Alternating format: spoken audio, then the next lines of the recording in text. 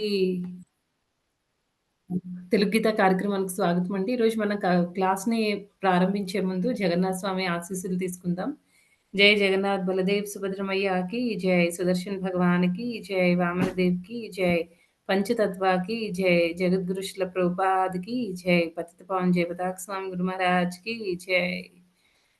ప్రార్థనలు. ఓం అజ్ఞానాతిమిరంధస్య జ్ఞానాంజనాశలాకయా చక్షురున్మిలితం యేన తస్మై శ్రీగురవే నమః. నమో విష్ణుపాదాయ కృష్ణప్రస్థాయ భూతలే శ్రీమతే భక్తివేదాంత స్వామిన్నితి నామినే. నమస్తే సరస్వతే దేవే గౌరవాణి ప్రచారిణే నిర్విశేష శూన్యవాది పాశ్చాత్య దేశతారిణే. जय श्री कृष्ण चैतन्य प्रभु नित्यानंद श्री अद्वैत गदाधरा श्रीवासादि गौर भक्त वृंद. हरे कृष्णा कृष्णा कृष्णा हरे हरे, हरे राम राम राम हरे हरे. मूकं करोति वाचालं पङ्गुं लङ्घयते गिरिं यत्कृपातमहं वन्दे श्रीगुरुं दीनतारिणं परमानन्दमाधवं श्रीचैतन्य ईश्वरं. हरे कृष्ण. హరే కృష్ణ అండి. మాతాజీ ప్రభుజీ మనం ఈరోజు టాపిక్ ఏంటి అంటే భగవంతుడి జ్ఞానాన్ని ఎలా పొందాలి అనే దాని గురించి అనమాట. శ్లోక నంబర్ 4వ అధ్యాయం 39వ శ్లోకం అండి. అధ్యాయం 4 39 శ్లోక నంబర్.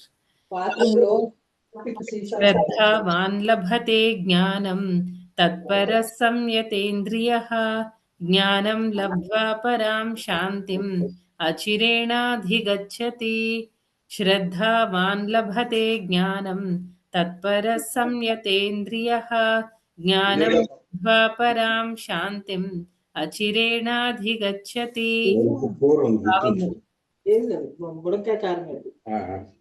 లోపల పెట్టండి ఇప్పుడే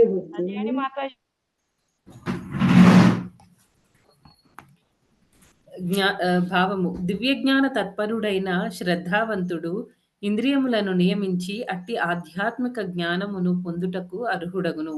దానిని సాధించి అతడు శీఘ్రముగా పరమశాంతిని పొందును.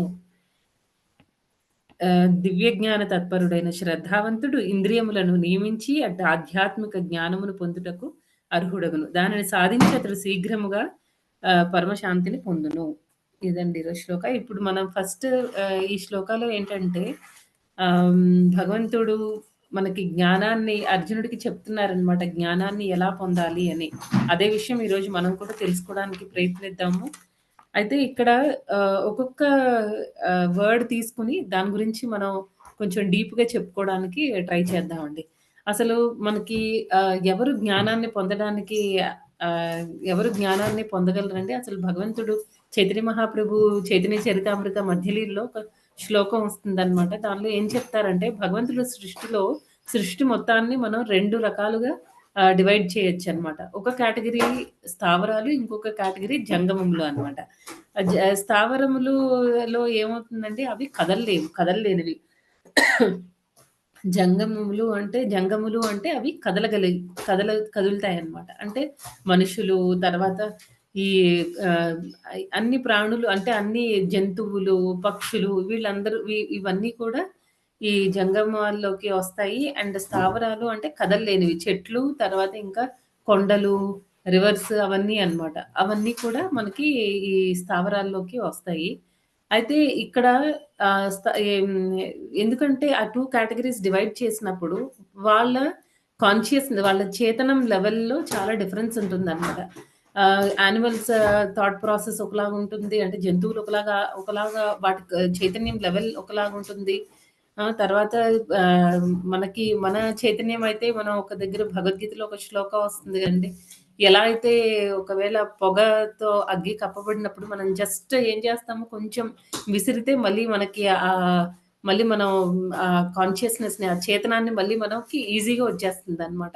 అంటే మన ఇల్యూషన్ అనేది, మన మాయతో మనం కప్పబడ్డం అనేది చాలా లో లెవెల్ అనమాట. అంటే మన కాన్షియస్‌నెస్ లెవెల్ చాలా హై. అందుకే మనం కొంచెం ఏదైనా మనకి ఏ విషయం గురించి మనం డీప్‌గా అంటే డీప్‌గా చెప్పాల్సిన అవసరం ఉండదు. మనకు చాలా ఈజీగా అన్నీ నేర్చుకోగలుగుతాం అనమాట. ఎందుకంటే మన చేతనం చాలా హై.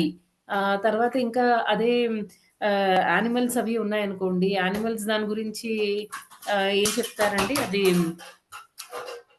అద్దం ఉందనుకోండి. అద్దం మీద దుమ్ము ఉంటే మనం ఏం చేస్తాము కొంచెం జస్ట్ ఇలా ఇలా తుడిస్తే పైపైన క్లీన్ అవుతుంది. బాగా క్లీన్ అవ్వాలంటే కొంచెం గట్టిగా రబ్ చేస్తాం అనమాట. అంటే ప్రీవియస్ దానికంటే మనుషుల చేతనం కంటే ఈ జంతువుల చేతనం అనేది కొంచెం తక్కువ.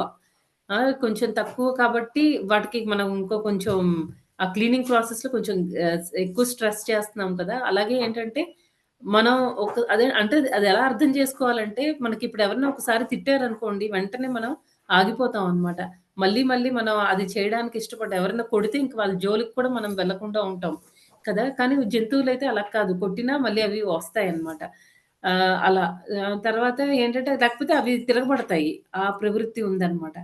అలా ఏంటంటే ఈ జంతువుల కాన్షియస్‌నెస్, చేతనం లెవెల్ ఇంకా కొంచెం తక్కువలో ఉంటుందన్నమాట. అదే చెట్లు అవి అనుకోండి మనం చెట్టుని కొట్టినా అది తిరిగి మళ్ళీ మనల్ని మన మీదకి యుద్ధం ప్రకటించదనమాట. లేకపోతే మన మీద అటాక్ చెయ్యదు కదండీ! అలా అయినప్పుడు అంటే ఏంటి? జంతువులైతే తిరగబడతాయి.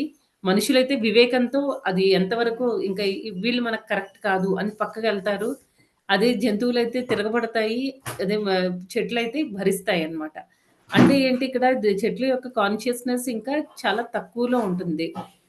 ఆ రకంగా ఏంటంటే అంటే అందరికంటే బాగా హై లెవెల్ కాన్షియస్‌నెస్ ఎవరికుందండి? మనుషులకుందనమాట. ఆ మనుషుల్లో కూడా చైతన్య మహాప్రభు చైతన్య చరితామృత మధ్యలీలలో చెప్పినట్టు ఆ మనుషులలో మళ్ళీ 50% మంది 50% మంది వాళ్ళు ఎలా ఉంటారంటే మ్లేచ్ఛాస్ అన్నమాట. ఈ మ్లేచ్ఛాస్ తర్వాత యవనాస్ ఆళ్ళందరూ ఉంటారు కదా! వాళ్ళకి భక్తి ఇదంతా ఏం అక్కర్లేదు. జస్ట్ వాళ్ళ సెన్సెస్‌ని తృప్తిపరుచుకొని వాళ్ళకి నచ్చినట్టు వాళ్ళు బతికేస్తారనమాట.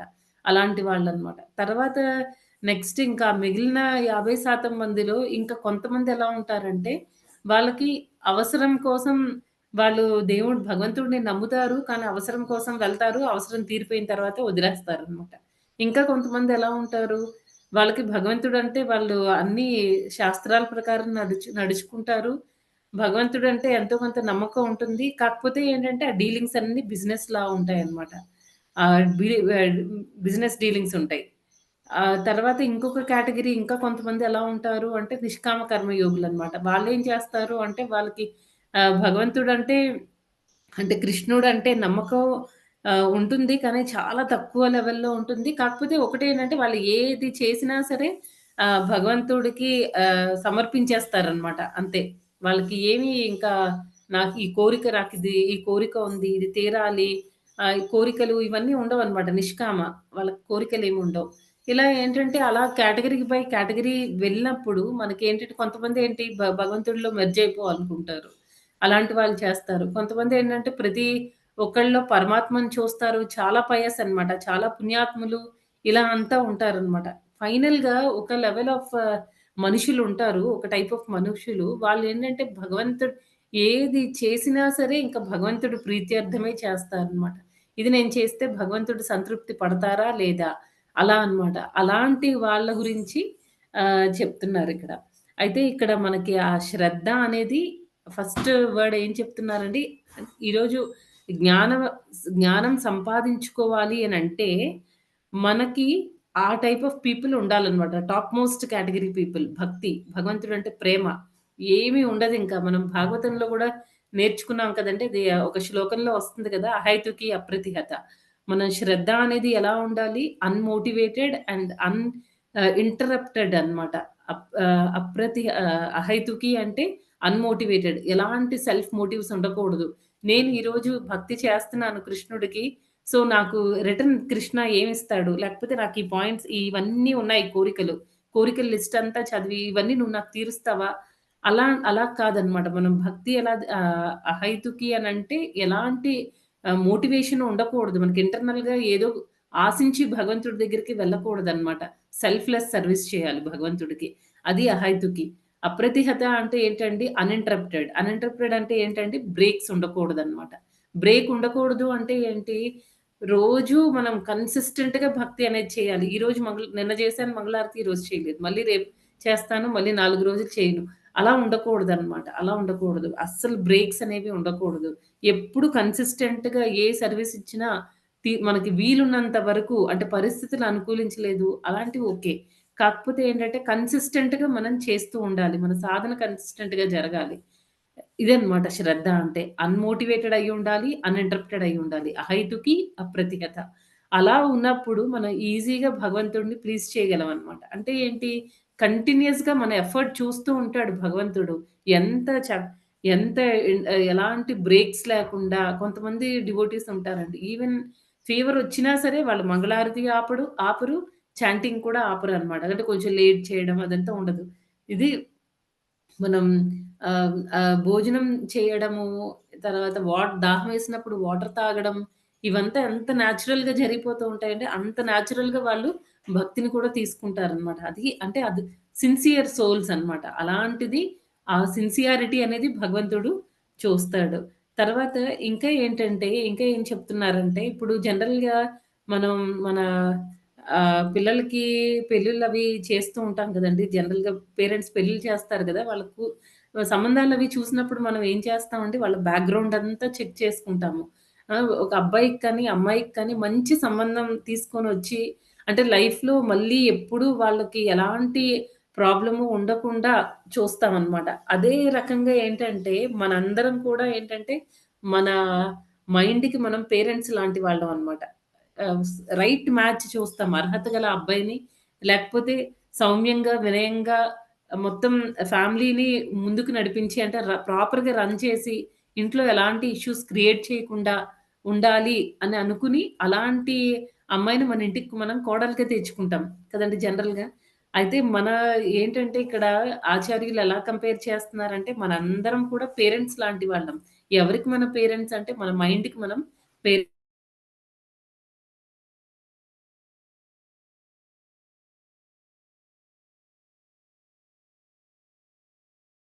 మన మైండ్‌ని మనం ప్రాపర్‌గా ట్రైన్ చేస్తాము. అమ్మ ఇలా ఉండాలి, అలా ఉండకూడదు.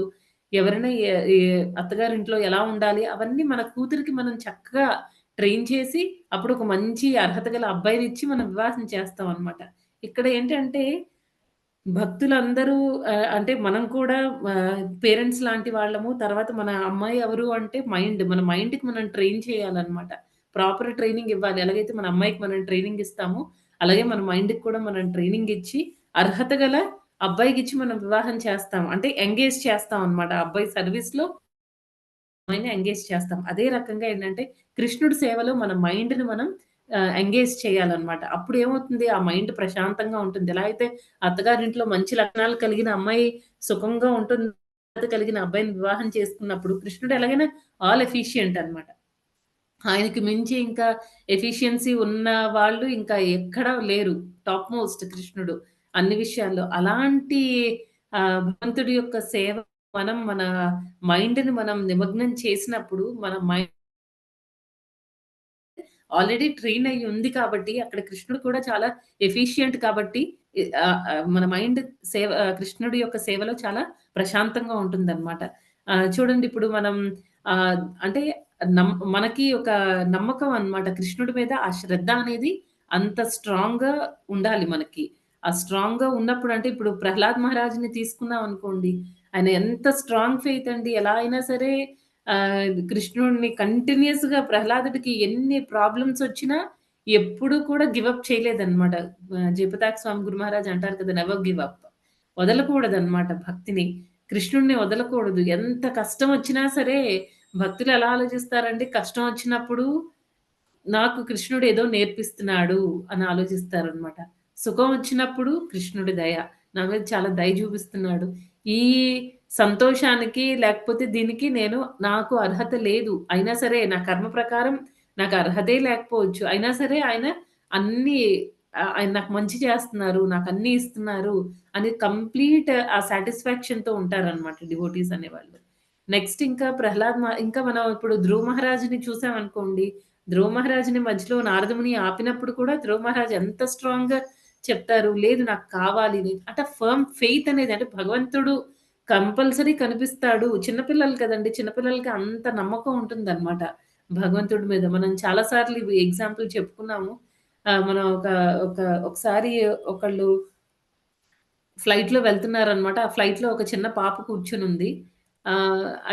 ఒకసారి సడెన్‌గా ఏమవుతుందంటే, ఆ ఫ్లైట్ కొంచెం షేక్ అవుతూ ఉంటుందనమాట. అందరూ చాలా టెన్షన్ పడిపోతూ ఉంటారు.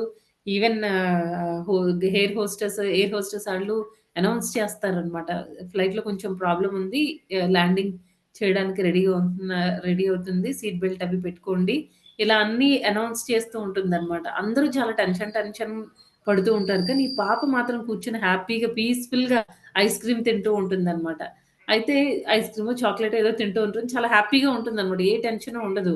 అంతా సెట్ అయిపోయిన తర్వాత ఆ పక్కన కూర్చున్న పాసెంజర్ ఆ పాపని అడుగుతారనమాట. "ఏంటి అందరూ టెన్షన్ పడుతున్నారు. నువ్వు మాత్రం చాలా పీస్‌ఫుల్‌గా నవ్వుకుంటూ, అటు ఇటు చూసుకుంటూ ఏమి జరగనట్టే ఉన్నావు" అంటే, అప్పుడు ఆ పాప ఏం చెప్తుందండి, "పైలట్ మా ఫాదరు నన్ను సేఫ్‌గా తీసుకొనెళ్తారని నమ్మకం నాకుంది" అని చెప్తుందనమాట. అలాగే ఏంటంటే మనకు కూడా భగవంతుడి మీద ఆ ఫర్మ్ ఫెయిత్ అనేది ఉండాలనమాట. రైట్. అలా మనకి ఆహ్, ఆ నమ్మకం గురించి చైతన్య మహాప్రభు చెప్పారనమాట. 3 రకాలైన నమ్మకాలుంటాయి. అంటే 3 కేటగరీస్ ఆఫ్ భక్తులు ఉంటారు. వాళ్ళ నమ్మకం ఏ రకంగా ఉంటుంది అని. ఆ 3 రకాల వాళ్ళు థర్డ్ క్లాస్ డివోటీ అనమాట. Third class, second class, first class. Third class devotees శ్రద్ధ ఎలా ఉంటుందంటే కోమల శ్రద్ధ అనమాట. వాళ్ళ ఫెయిత్ చాలా ఫ్లిక్కరింగ్‌గా ఉంటుంది. అంటే చాలా ఈరోజు భగవంతుడు కృష్ణుడే శ్రీకృష్ణ భగవంతుడే దేవాది దేవుడు అనుకుంటారు. రేపు పొద్దున్న ఇంకెవరైనా వచ్చి వాళ్ళకి ఎందుకంటే వాళ్ళకి భగవంతుడి మీద ఉన్న నమ్మకం అంత స్ట్రాంగ్‌గా లేదనమాట. అందుకే ఏమవుతుందంటే వాళ్ళు ఆహ్, ఈరో ఎవరేది చెప్పినా నమ్మేస్తారు ఈజీగా. కోమల శ్రద్ధ. చాలా కొంచెం ఉంటుందనమాట వాళ్ళ శ్రద్ధ. అందుకే అది ఏ టైంలో ఏదైనా అయిపోవచ్చు ఆ శ్రద్ధ. నెక్స్ట్ సెకండ్ క్లాస్ డివోటీస్‌లో ఎలా ఉంటుందంటే, వాళ్ళు ఇంటర్మీడియేట్ లెవెల్ అనమాట. ఇంటర్మీడియేట్ లెవెల్ అంటే మధ్య రకంగా ఉంటారు. వాళ్ళు ఫెయిత్ స్ట్రాంగ్‌గా ఉంటుంది. కాకపోతే ఏంటంటే శాస్త్రాల పట్ల కొంత నాలెడ్జ్ ఉంటుంది. కాకపోతే వాళ్ళు ఎంత వాళ్ళ ఫెయిత్ ఎంత స్ట్రాంగ్‌గా ఉంటుందంటే, వేరే వాళ్ళు వాళ్ళకేదైనా చెప్పినా వీళ్ళు కౌంటర్ ఎయలేకపోవచ్చు. వేయలేకపోవచ్చు. కానీ వాళ్ళ భక్తిని వాళ్ళు ప్రొటెక్ట్ చేసుకునే కెపాసిటీ వరకైతే ఉంటుంది. అంటే వేరే వాళ్ళ వల్ల వాళ్ళు ఇన్‌ఫ్లూయన్స్ అవ్వరు. వేరే వాళ్ళని వాళ్ళు ఇన్‌ఫ్లూయన్స్ చేయలేరు. అది సెకండ్ కేటగరీ అన్నమాట. వీళ్ళది intermediate level of middle level భక్తి అన్నమాట. ఇంకా మూడో రకం వాళ్ళు అంటే ఫస్ట్ క్లాస్ డివోటీస్ ఉత్తమ భక్తులన్నమాట. అయితే మనం చెప్పుకుంటాం కదా! కనిష్టాధికారి, మధ్యమాధికారి అండ్ ఉత్తమాధికారి. ఈ ఉత్తమాధికారి కేటగరీ వాళ్ళేంటంటే వాళ్ళ ఫెయిత్ చాలా దృఢంగా ఉంటుందన్నమాట. తర్వాత ఇంకా వాళ్ళకి శాస్త్ర జ్ఞానం కంప్లీట్‌గా ఉంటుంది. వేరే వాళ్ళు వాళ్ళని ఇన్‌ఫ్లూయన్స్ చేయలేరు. వీళ్ళు మాత్రం వేరే వాళ్ళని వాళ్ళ భక్తితో వాళ్ళకున్న జ్ఞానంతో వాళ్ళు ఇన్‌ఫ్లూయన్స్ చేయగలుగుతారనమాట. ఇవంతా కూడా మనం శ్రద్ధ అనే దాని గురించి చెప్పుకుంటున్నామండి. శ్రద్ధ గురించి చెప్పుకుంటాం. తర్వాత తత్పరహ అనే దాని గురించి చెప్పుకుంటాం. ఇంద్రియాల్ని కంట్రోల్ చేసుకోవడం సంయతేంద్రియః. శ్లోకాలో ఈ 3 వర్డ్స్ వచ్చాయి. వీటన్నిటి గురించి మనం డీటెయిల్డ్‌గా చెప్పుకుంటున్నాం. ఇప్పుడేంటంటే ఇంతవరకు మన శ్రద్ధ గురించే మాట్లాడుతున్నాము. అయితే ఇవన్నీ చేసినప్పుడు అప్పుడేమవుతుందంటే మన శ్రద్ధ అనేది ఎప్పుడైతే ఎంత స్ట్రాంగ్‌గా అంటే ఉత్తమ భక్తుడికి ఎంత ఫెయిత్ అయితే ఉందో ఆ లెవెల్ ఆఫ్ శ్రద్ధ అనేది మనకు వచ్చినప్పుడు ఏమవుతుందంటే జ్ఞానం అనేది వస్తుందనమాట. అప్పుడు ఆ జ్ఞానంలో ఉండేటప్పుడు ఏమవుతుంది? మనకి ఒక మనకి ప్రతిదాన్ని కూడా కరెక్ట్‌గా మనం చూడగలుగుతాం అనమాట. ఏది మంచి, ఏది చెడు, తర్వాత ఎవరితో అసోసియేట్ అవ్వాలి, ఎవరితో అసోసియేట్ అవ్వకూడదు. తర్వాత లైఫ్‌లో వచ్చే అన్ని సిట్యుయేషన్స్‌ని కూడా మనం ప్రాపర్‌గా అర్థం చేసుకుంటాం అనమాట. ఇందాక మనం చెప్పినట్టు మంచి జరిగితే కృష్ణుడి దయ, చెడు జరిగినా సరే అది కృష్ణుడి దయే. ఎంతకంటే ఎక్కువ సఫర్ అవ్వాల్సింది భగవంతుడు నా కష్టాల్ని తగ్గిచ్చాడు. ఇంతే ఇచ్చాడు నాకు. ఒకవేళ మొత్తం ఇచ్చుంటే నేనేమైపోతానో అలా మనకి ఆ గ్రాటిట్యూడ్ అంటే ఆ కృతజ్ఞత భావం అనేది భగవంతుడిలో అవన్నీ చాలా ఇంపార్టెంట్ క్వాలిటీస్ అండి భక్తుల్లో. ఆ గ్రాటిట్యూడ్ అనేది భగవంతుడి పట్ల లేదనుకోండి, ఇచ్చినప్పుడు కృష్ణ గ్రేట్ కృష్ణుడే దేవాది దేవుడు అంటాం. మనకు కావాల్సింది ఇవ్వనప్పుడు మనం భగవంతుడిని "నువ్వేమిచ్చావు నాకు? నేను నీ కోసం అన్నీ చేస్తున్నాను. నువ్వు నాకేమిస్తున్నావు?"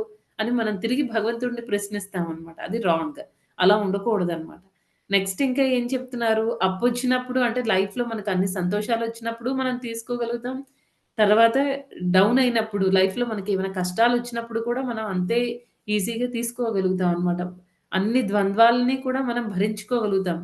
ఆహ్, సుఖాన్ని, తర్వాత దుఃఖాన్ని అన్నిటిని కూడా మనం ఈక్వల్‌గా తీసుకొని భరించగలుగుతాం. తర్వాత లైఫ్‌లో వచ్చిన ఎంత పెద్ద కష్టం వచ్చినా సరే, మనం దాన్ని భరించుకుంటాం. ఎందుకంటే, మనకి కంప్లీట్ జ్ఞానం ఉందన్నమాట. ఎవరైతే బాగా శ్రద్ధ ఉందో, వాళ్ళకి జ్ఞానం ఎప్పుడైతే వస్తుందో, ఆ జ్ఞానంలో ఉండేటప్పుడు ఏమవుతుందంటే, ఆహ్, ప్రతీదీ కూడా భగవంతుడి యొక్క ప్రీత్యర్థమే. నా దుఃఖం వల్ల భగవంతుడికి సంతోషం కలిగితే ఓకే. నేను దుఃఖపడతాను. ఎంతైనా నేను కష్టాల్ని అనుభవిస్తాను అని అనుకుంటారనమాట. ఆ స్టేజ్‌కి రాగలుగుతారు భక్తిలో. తర్వాత ఈ వీళ్ళు ఎలా ఉంటారంటే సంపూర్ణమైన జ్ఞానం వచ్చినప్పుడు ప్రతి చోట కూడా వాళ్ళు భగవంతుడిని చూడగలుగుతారనమాట. దాహమేసేటప్పుడు వాటర్ తాగుతాం కదండీ! ఆ వాటర్ టేస్ట్‌లో భగవంతుడిని చూస్తారు. తర్వాత మనకి టైంకి స సూర్యుడొస్తున్నాడు, తర్వాత సూర్యుడు అస్తమిస్తున్నాడు, చంద్రుడొస్తాడు. సూర్యుడొచ్చినప్పుడు లైట్, హీట్ అవన్నీ తీసుకొనొస్తాడు. దాంతో మనం హ్యాపీగా దానిలో మనం కృష్ణాని చూడగలుగుతాం. ఈవినింగ్ అయ్యేసరికి చాలా చల్లటి గాలి, చాలా వాతావరణం చాలా చల్లగా ఉంటుందనమాట. చంద్రుడిని చూసినప్పుడు మనకు భగవంతుడు గుర్తొస్తాడు. తర్వాత ఎవరైనా చాలా సమర్థవంతంగా అన్నిటిని హ్యాండిల్ చేయగలుగుతున్నారనుకోండి, వాళ్ళలో కూడా మనం భగవంతుడిని చూడగలుగుతాం అనమాట. నెక్స్ట్ ఇంకా మనం ఆహారం తీసుకునేటప్పుడు మనకి ఆ టేస్ట్ అనేది బాగున్నప్పుడు, అప్పుడు మనం భగవంతుడిని గుర్తెచ్చుకుంటాం అనమాట. అలా ఏంటంటే ప్రతి యాస్పెక్ట్‌లో కూడా ఒక మంచి అందమైన పువ్వుని చూసినప్పుడు ఆ సువాసనని మనం అనుభవించినప్పుడు భగవంతుడిని గుర్తెచ్చుకోగలుగుతాం అనమాట. ఇదంతా జ్ఞానంలో ఉండేటప్పుడు జరుగుతుంది. ఎందుకు అంటే ఇవన్నీ ఎక్కడ చెప్పారంటే భగవంతుడు భగవద్గీతలో మనకి చెప్పారు. 10వ అధ్యాయం, 9వ అధ్యాయం చివరిలో ఇవన్నీ చెప్పారన్నమాట. భగవంతుడు మనం ఎక్కడెక్కడ చూడొచ్చు అని. అయితే మనకి ఆ మాటల మీద భగవంతుడు చెప్పింది కరెక్ట్. ఆ విశ్వాసం అనేది మనకి చాలా ఉండాలన్నమాట. ఒకసారి ఏమవుతుందంటే చైతన్య మహాప్రభు బృందావన్ యాత్రకి వెళ్తూ ఉంటారన్నమాట. బృందావన్‌కి వెళ్ళేటప్పుడు చాలా మంది అతనితో పాటు చాలా మంది వస్తారు. ఫాలో అవుతూ ఉంటారనమాట. అప్పుడు సనాతన్ గోస్వామి మహాప్రభుతో చెప్తారనమాట. మహాప్రభు ఇక్కడ మీతో పాటు చాలా మంది వస్తున్నారు గదా! ఒక్కొక్కళ్ళ మూడ్ ఒక్కొక్కలా ఉంటుంది. మీరు వీళ్ళందరితో కలిసి వెళ్తే మీరు మీ ఏమవుతుందంటే మీరు భగవంతుడి మీద అంటే మీ మూడ్ స్పాయిల్ అయిపోతుంది. భగవంతుడి మీద భక్తి ఏం తగ్గిపోదు. కాకపోతే ఏంటంటే వీళ్ళందరూ చెప్పే ఎన్నో ఇన్‌పుట్స్ ఇస్తూ ఉంటారు. ఏవేవో మాట్లాడుతూ ఉంటారు. అవన్నీ వినాల్సిన అవసరము లేదు. అవన్నీ టైమ్ వేస్ట్ అన్నమాట. మీరు వీళ్ళందరితో కలిసి వెళ్ళొద్దు. ఎప్పుడు మీరు బృందావనానికి వచ్చినా సరే మీరు మాత్రమే రండి అని చెప్తారన్నమాట సనాతన్ గోస్వామి. అయితే సనాతన్ గోస్వామి ఆ మాటలు చైతన్య మహాప్రభు చాలా సీరియస్‌గా తీసుకుంటారు. అంటే సీరియస్‌గా తీసుకోవడం అంటే నా ఉద్దేశ్యం యాక్సెప్ట్ చేస్తారన్నమాట. సనాతన్ గోస్వామి చెప్తున్నారంటే ఎందుకు గోస్వామి ఆయన. చాలా హై లెవెల్ డివోటీ ఉత్తమ భక్తుడు. అలాంటి వాళ్ళు చెప్పిన మాట మీదే నమ్మకం ఉంచాలి. ఇది మనకి నేర్పించడానికి అక్కడ మహాప్రభు దాన్ని యాక్సెప్ట్ చేస్తారనమాట. సనాతన్ గోస్వామి చెప్తున్నారు అంటే ఇది కంపల్సరీ కరెక్ట్ అని. అయితే ఈ భక్తి అనే దానిలో మనకి ఫస్ట్ స్టెప్ ఏంటి అంటే రకరకాల ఆచార్యులు ఏం చెప్పారో చూద్దామండి. శ్రద్ధ అనే దాని గురించి, తర్వాత భక్తిలో ఏ స్టెప్స్ ఉన్నాయి, వాటి గురించి రకరకాల కామెంటరీస్‌లో రకరకాల ఆచార్యులు చాలా రకాలుగా చెప్పడం జరిగింది. అదేంటో చూద్దాం అనమాట. నెక్స్ట్ ఇంకా ఇందాక మనం చెప్పుకున్నట్టు దృఢ నిశ్చయం అనేది దృఢ విశ్వాసం అనేది ఉండాలనమాట. ఎప్పుడు ఆ థర్డ్ క్లాస్ డివోటీ లాగా మనం ఉండకూడదు. థర్డ్ క్లాస్ డివోటీలో ఏంటండి, ఈరోజు నమ్ముతారు. రేపు ఇంకెవరైనా వచ్చి ఆర్గ్యుమెంట్ చేసినప్పుడు వదిలేస్తారనమాట. అంతవరకు నేర్చుకున్నదంతా వదిలేసి ఆ దారిలోకి వెళ్ళిపోతారనమాట. మనం చూస్తూ ఉంటాం కొంతమంది భక్తుల్ని. అది బాగా ఇస్కాన్‌కి రెగ్యులర్‌గా వస్తారు. సడెన్‌గా వాళ్ళకి ఏదో నచ్చదు. లేకపోతే ఏదో బయట ఎవరో ఇస్కాన్ గురించి ఏదో చెప్తారు. లేకపోతే ఇంకోటేదో అవుతుంది. మొత్తానికి సడెన్‌గా ఆపేస్తారనమాట. విషయం ఏంటి అంటే, వాళ్ళకి ఎవరో ఏదో చెప్పారు, నమ్మారు, వదిలేసారనమాట. అలా ఉండకూడదు. పూర్తిగా మనం విషయం తెలుసుకోవాలి. తెలుసుకొని అప్పుడు డెసిషన్ తీసుకోవాలన్నమాట. కొంచెం కొంచెం జ్ఞానం సంపాదించి అదే అంత అల్టిమేట్ అనుకోకూడదనమాట. తర్వాత ఆ విశ్వాసం అనేది ఎలా ఉండాలి అనంటే, ఈ ఎగ్జాంపుల్ కూడా మనం చాలా సార్లు చెప్పుకున్నామండి. పిల్లల్ని పైకి ఎగరేసినప్పుడు తండ్రి పిల్లలు నవ్వుకుంటూ మళ్ళీ ఫస్ట్ టైమ్ వాళ్ళు భయపడొచ్చు. అమ్మో! ఏమవుతుంది నన్నేంటి ఇలా పైకి ఎగరేస్తున్నారని. ఆ తర్వాత ఎప్పుడైతే ఫస్ట్ టైమ్ నాన్న పట్టుకుంటారో పిల్లల్ని వెంటనే పిల్లలకి నమ్మకం వచ్చేస్తుందనమాట. ఇంకా ఎగిరేయి, ఇంకా ఎగిరేయి అని చెప్తారనమాట. ఇంకా పైకి ఎగిరేయి అని అడుగుతూ ఉంటారు పిల్లలు. ఇక్కడ ఏంటంటే ఆహ్, మనకి ఇక్కడ తండ్రి కృష్ణుడనమాట. ఆ పిల్లలున్నారు గదా! వాళ్ళు మనం అనమాట. గాల్లోకి ఎగరేయడం అనేదేంటంటే, మన జీవితంలో మనకి ఎదురయ్యే ద్వంద్వాలనమాట. కష్ట సుఖాలు ఇవన్నీ ఉంటాయి కదండీ! ఆ కష్ట సుఖాలు ఇవన్నీ ఆహ్, మన లైఫ్‌లో వచ్చే డిఫికల్టీస్, రివర్సల్స్ అనమాట. ఈ కష్టాలు ఇవన్నీ ఏంటంటే, మనకి గాల్లోకి ఎగరేయడం లాంటిదనమాట. మనకి మొదట్లో భక్తిలోకొచ్చిన కొత్తలో డెఫినిట్‌గా మనం భయపడతాం. కష్టం వచ్చినప్పుడు అమ్మో! ఏంటి కృష్ణ నన్ను చూస్తాడో లేదో, లేకపోతే ఏదైనా రిస్క్ తీసుకుంటున్నామనుకోండి. లైఫ్‌లో ఒక పెద్ద డెసిషన్ తీసుకుంటున్నాము. దాని రిజల్ట్ ఎలా ఉంటుందో మనకు తెలీదు. ఆ డెసిషన్ తీసుకోవడం కరెక్టా, రాంగో కూడా మనకు తెలీదనమాట. అలాంటప్పుడు ఒకవేళ మనకి ఆ టైంలో మనకి ఏదైనా మంచి జరిగిందనుకోండి, వెంటనే మనకనిపిస్తుంది. మనకి ఒక నమ్మకం వస్తుందనమాట. నెక్స్ట్ టైమ్ నుంచి మనకి రివర్సల్స్ వచ్చినా సరే, ఆ పిల్లలు ఎలాగైతే సెకండ్ టైమ్ నుంచి భగవంతుడు అది తండ్రి పైకిసిరినప్పుడు, సరే మళ్ళీ పైకి విసురుతున్నప్పుడు సరే మా నాన్నగారు పట్టుకుంటారు అని ఆ పిల్లలకి ఏ రకంగా అయితే నమ్మకం ఉంటుందో, మన లైఫ్‌లో కూడా మనం భక్తిలో గ్రో అయ్యే కొద్దీ ఏమవుతుందంటే, కృష్ణుడు నన్ను కంపల్సరీ కష్టాల నుంచి ఉంటాడు అట్‌లీస్ట్. కష్టాలు కంప్లీట్‌గా పోతాయని కాదు. అట్‌లీస్ట్ కృష్ణ ఉంటాడు. సో, మనకి ఇంటెన్సిటీ తగ్గుతుంది అనే ఒక ఫెయిత్ అనేది వస్తుందనమాట. ఇప్పుడు కుంతి మహారాణి చూడండి అన్ని కష్టాలు పడిన తర్వాత కూడా, కష్టాలు పడినప్పుడు కూడా ఆవిడెప్పుడు భగవంతుడి మీద ఆవిడకి నమ్మకం పోలేదనమాట. ఎందుకంటే తన కుంతి మహారాణి ఎలా అనుకుంటారంటే, ఓకే. నాకీ కష్టం ఉన్నా సరే, ఎన్ని కష్టాలొచ్చినా నాతో పాటు నా కృష్ణుడు ఉంటాడు. ద్రౌపది కూడా అంతే కదండీ! ఫస్ట్ అంతా ఆవిడ తనను తాను రక్షించుకోవడానికి ప్రయత్నించినా, తనకొక్కసారి కృష్ణుడున్నాడు గదా! నన్ను రక్షిస్తాడు గదా! అనిపించినప్పుడు ఆవిడ 2 చేతులు పైకెత్తేసారనమాట. ఇంకా అది అన్నమాట నమ్మకం. భగవంతుడి మీద ఆ దృఢ విశ్వాసం అనేది ఉండాలి. తర్వాత ఇంకా ఏం చెప్తున్నారంటే, ఇప్పుడు శ్రీధర స్వామి ఈ శ్రద్ధ అనే దాని గురించి ఏం చెప్తున్నారంటే, ఆయన కొన్ని విషయాలు చెప్పడం జరిగిందనమాట. హ్మ్. మనకి అన్నిటికంటే ఫస్ట్ ఏంటంటే, మనకి శ్రీధర స్వామి ఏం చెప్తున్నారంటే, శాస్త్రాల పట్ల మనకి విశ్వాసం ఉండాలి. శాస్త్రాల్లో ఏదైతే చెప్పబడిందో అది కరెక్ట్. అమ్మ మాట ఎంత కరెక్టో తండ్రి ఈయన మా తండ్రి అనే చెప్పి ఈయన నీ తండ్రి అని అమ్మ చెప్పినప్పుడు పిల్లలు ఎంత ఖచ్చితంగా క్వెషనింగ్ ఇంకా ఉండకూడదనమాట. నిజమా? డీఎన్ఏ టెస్ట్‌లు చేయక్కర్లేదా? ఇవన్నీ కాదు. అమ్మ చెప్పింది అది కరెక్ట్. అలాగే ఏంటంటే మన స్క్రిప్చర్స్‌లో మన శాస్త్రాల్లో చెప్పబడ్డాయి కాబట్టి ఇదంతా కరెక్ట్ అని దృఢ విశ్వాసం ఉండాలి. శాస్త్రాల పట్ల. అది ఫస్ట్ పాయింట్. సెకండ్ పాయింట్ ఏం చెప్తున్నారంటే మన గురువు ఏ దారైతే మనకు చూపిస్తారో ఆ దారి కరెక్ట్. నేను దానిలో వెళ్తే నా భక్తి ఇంప్రూవ్ అవుతుంది. అనే దాని మీద మనకి నమ్మకం ఉండాలనమాట. నెక్స్ట్ ఇంకా థర్డ్ ఏం చెప్తున్నారంటే స్టెడ్‌ఫాస్ట్‌నెస్. అంటే స్టెడ్‌ఫాస్ట్‌గా ఉండడం అంటే భక్తిలో మనం చాలా ఫిక్స్‌డ్‌గా ఉండాలి. ఇప్పుడు మనకి యోగా లాడర్ ఉంది కదండీ! ఫస్ట్ అన్నిటికంటే లో లెవెల్ కర్మయోగ, నెక్స్ట్ జ్ఞాన యోగ, నెక్స్ట్ ధ్యాన యోగ, ఆ తర్వాత భక్తి యోగ. ఇది మనం నేర్చుకున్నాము భగవద్గీతలో. అయితే అన్నిటికంటే టాప్ మోస్ట్ ఏం చెప్తున్నారంటే భక్తి. ఆ భక్తి యోగ టాప్ మోస్ట్. కాబట్టి ఆ మార్గాన్నే నేను ఎంచుకుంటాను. ఇంకొకళ్ళు ఎవరైనా వచ్చి భక్తి కాదు, దానికంటే జ్ఞానం సంపాదించుకుంటే మంచిది. భక్తి యోగా అనేదేంటంటే ఇట్ ఇంక్లూడ్స్ అదర్ 3 అన్నమాట. ఇప్పుడు భక్తి యోగాలో జ్ఞానం ఉంటుంది, కర్మ ఉంటుంది. కర్మ ఏ రకంగా ఉంటుందంటే సేవ. భగవంతుడికి భక్తితో సేవ చేస్తాం. ఆ రకంగా కర్మయోగ ఇంక్లూడ్ అయిపోయి ఉంది. ఏ కర్మ చేసినా సరే ఇది భగవంతుడు, కృష్ణుడి కోసమే. కృష్ణుడు హ్యాపీగా ఉన్నాడా లేదా? సో, కర్మయోగ ఇంక్లూడ్ అయింది.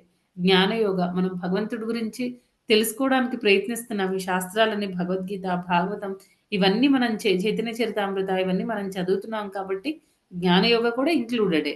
నెక్స్ట్ ఇంకా ఏంటంటే ధ్యాన యోగ. మనం ప్రతిరోజు జపం చేస్తున్నాం. భగవంతుడి మీద మెడిటేట్ చేస్తున్నాము. ఆ సౌండ్ వైబ్రేషన్ మీద ఆహ్, మనం ఆహ్, చే ఆహ్, కాన్స్టెంట్‌గా మనం ధ్యానం చేస్తున్నామనమాట.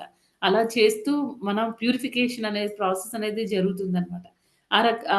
అంటే ఈ భక్తి యోగా ఒక్కటి చేస్తే చాలు. మళ్ళీ భక్తి మార్గాన్ని వదిలేసి వేరే దానిలో వెళ్ళకూడదనమాట. భక్తి మార్గంలో ఫిక్స్‌డ్‌గా ఉండాలనమాట. అది స్టెడ్‌ఫాస్ట్‌నెస్ అంటే. దృఢంగా ఉండాలి భక్తి మార్గంలో. ఎవరు ఎన్ని చెప్పినా సరే భక్తి ఒకటే టాప్ మోస్ట్. భక్తి చేయడం అంటే ఎవరికి చేయడం అండి? కృష్ణుడికి చేయడం అన్నమాట. కృష్ణుడికి చేయడం. మిగతా ప్రాసెస్‌ల్లో కూడా వేరే దేవీ దేవతల దగ్గరికి వెళ్తున్నాము అంటే, దాని అర్థం ఏంటంటే, మనకి కోరికలేవో ఉన్నాయి. కోరికలు తీర్చడానికి. ఒకవేళ మనకి ఏ కోరిక లేకుండా ఓన్లీ ఆ దేవతల్ని మనం సంతృప్తి పరచడానికి, మనం వాళ్ళకి మంచి డివోటీగా ఉన్నాము అంటే, వాళ్ళు మనల్ని కృష్ణుడి వైపుకి పంపిస్తారనమాట. ఓకే. ఇంతవరకు నువ్వు నాకు చేసావు చాలు. ఇంకా టైమొచ్చిందనమాట. భగవంతుడికి సాక్షాత్తు దేవాది దేవుడికి చేసే అవకాశాన్ని మనకు కల్పిస్తారనమాట. అలా. మొత్తానికి ఏంటంటే, భక్తిలో మనం చాలా దృఢంగా ఉండాలి. ఫిక్స్‌డ్‌గా ఉండాలనమాట. అది థర్డ్ చెప్తున్నారు.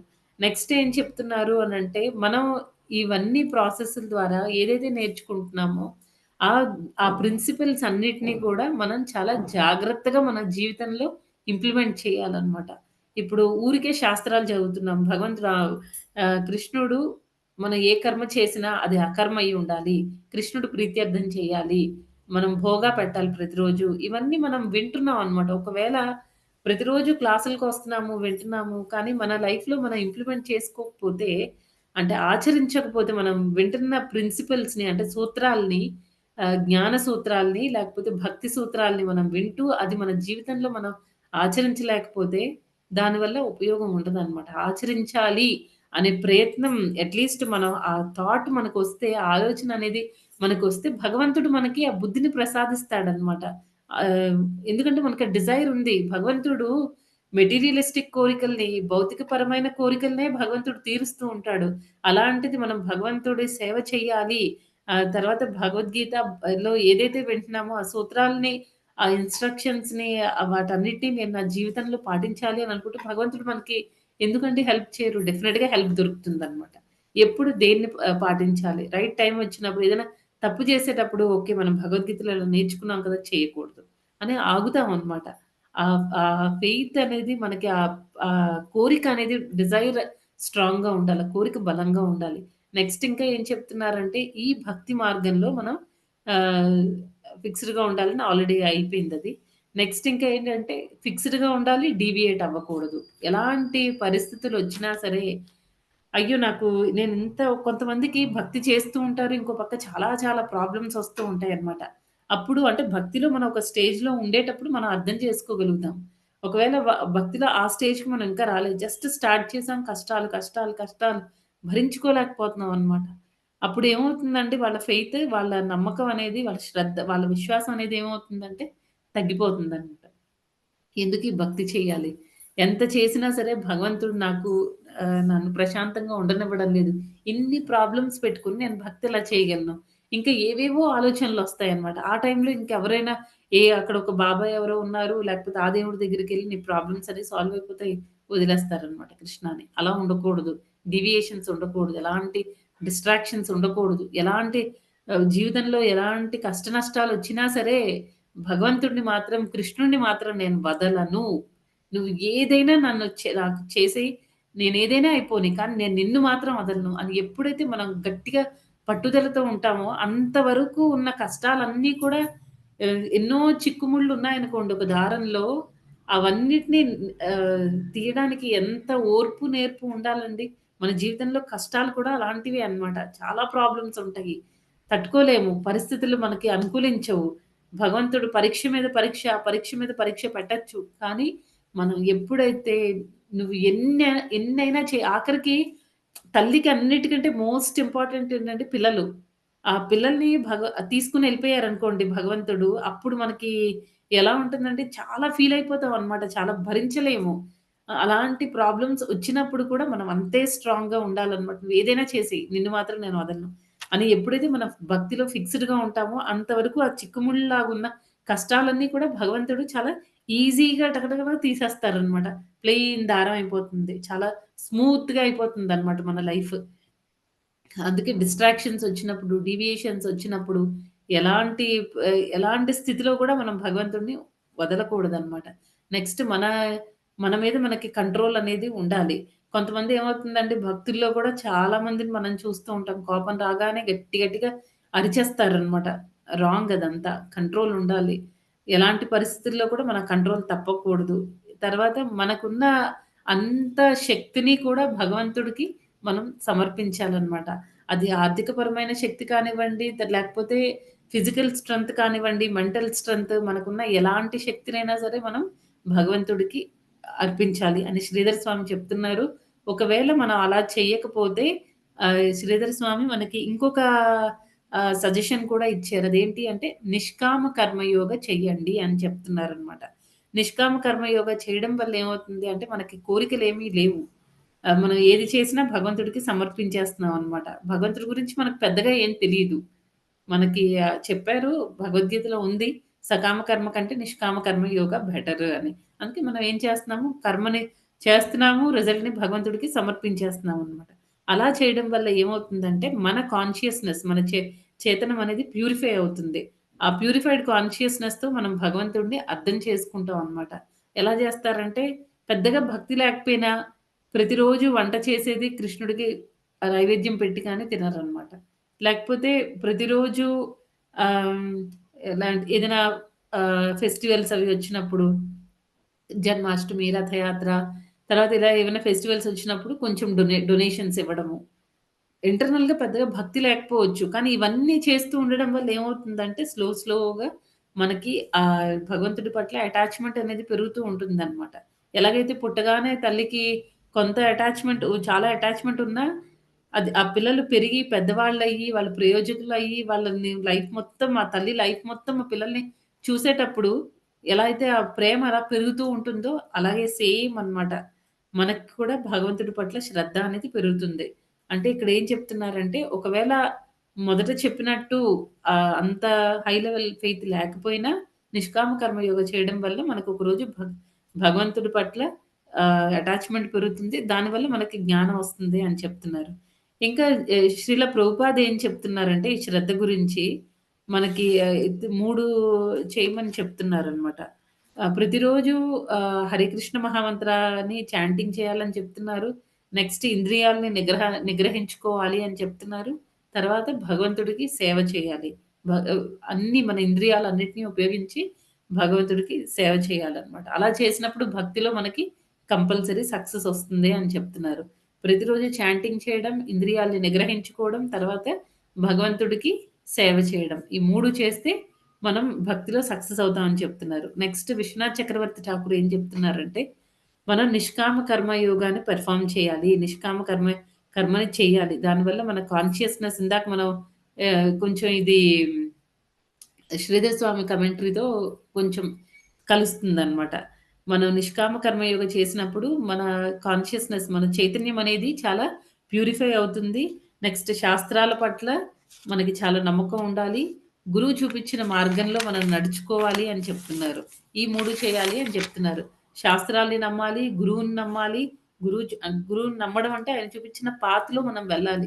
గురువు ఏం చెప్తారంటే భక్తి మార్గం ఈస్ ద బెస్ట్. కృష్ణాకి నువ్వు ఈ రకంగా సేవ చేయి. కృష్ణుడు చాలా తృప్తి పడతాడు అని చెప్తారు.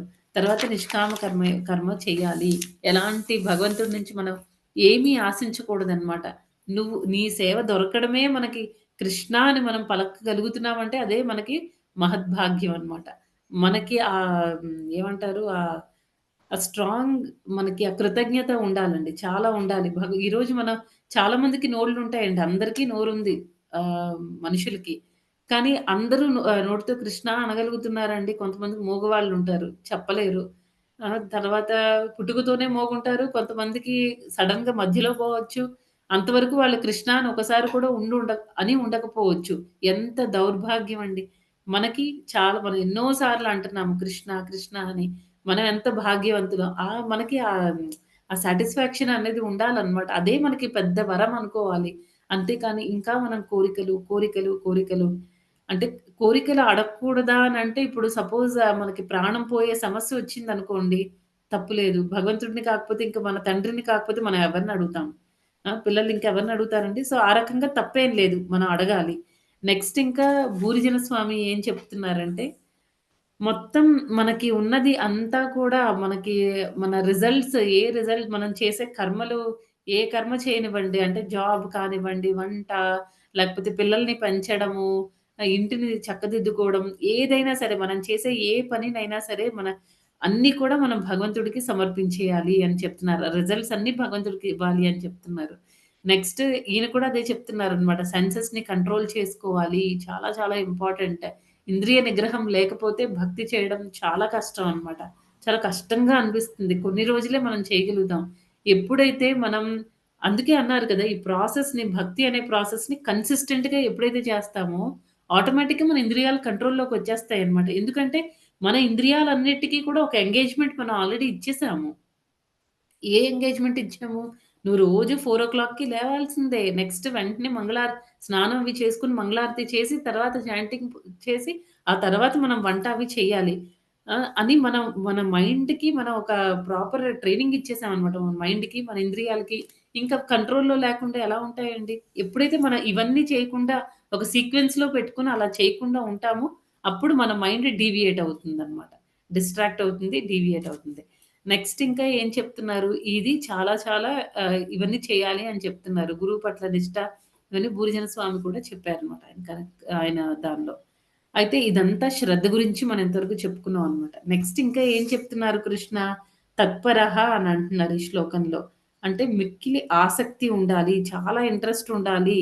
అంటే ఏంటి? ఇక్కడ వైదిక భక్తి గురించి చెప్తున్నారనమాట. తత్పరః అంటే వైదిక భక్తి గురించి చెప్తున్నట్టు. ఇందాక మనం చెప్పుకున్నట్టు ఇవన్నీ కూడా ఈ వైదిక భక్తి మనం చాలా ప్రాపర్‌గా చేయాలనమాట. సిస్టమాటిక్‌గా చేసుకుంటూ వెళ్ళాలి. హ్మ్. దీనికేంటంటే ఇప్పుడు ఇప్పుడు మనం ఆఫీస్‌లో వర్క్ మనం బాగా చేయాలి అనంటే ఏముండాలండి మనకి? ఎప్పుడు మనకొక బాస్ అనేవాళ్ళు మనకంటే పైనుండాలి. లేకపోతే ఏమవుతుందంటే బాస్ లేరనుకోండి, అప్పుడు వర్క్ ఎలా చేస్తామంటే మనం రోజు ఆఫీస్‌కెళ్తున్నాం. మన పైన ఒక మేనేజర్ ఉన్నారు. ఆహ్, మార్నింగ్ నుంచి ఈవినింగ్ వరకు వర్క్ చేసిన తర్వాత ఈవినింగ్ మన మేనేజర్ మనల్ని స్టేటస్ అడుగుతారనమాట. ఈరోజు నీకు ఈ వర్క్ కంప్లీట్ చేయమని ఇచ్చాను కదా! కంప్లీట్ అయిందా? లేదా? అని.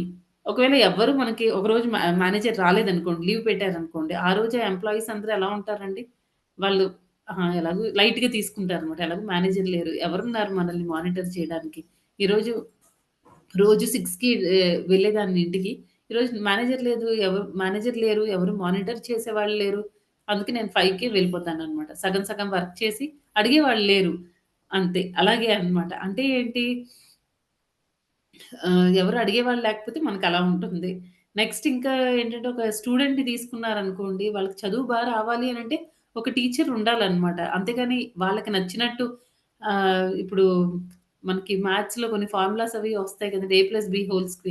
ఏ square plus B square plus 2ఏబీ అదే ఫార్ములా అలాగే నేర్చుకోవాలి. అంతేగాని A A A square A plus B whole square, A square plus B square 2ఏబీ అక్కర్లేదు అనంటే ఎలా అవుతుందది? అది రాంగ్ కదండీ. అంటే మనకి నచ్చినట్టుగా మనం చేయకూడదనమాట.